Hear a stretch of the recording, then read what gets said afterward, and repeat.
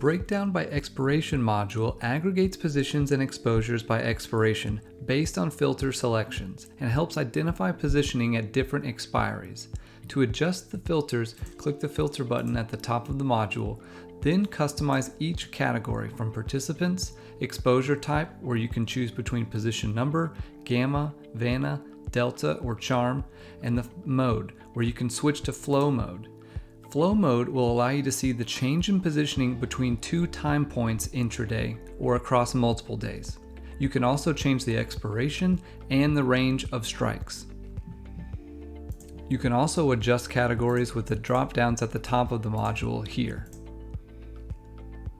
In order to change the chart properties and visuals, go to Positional Insights at the top of the screen.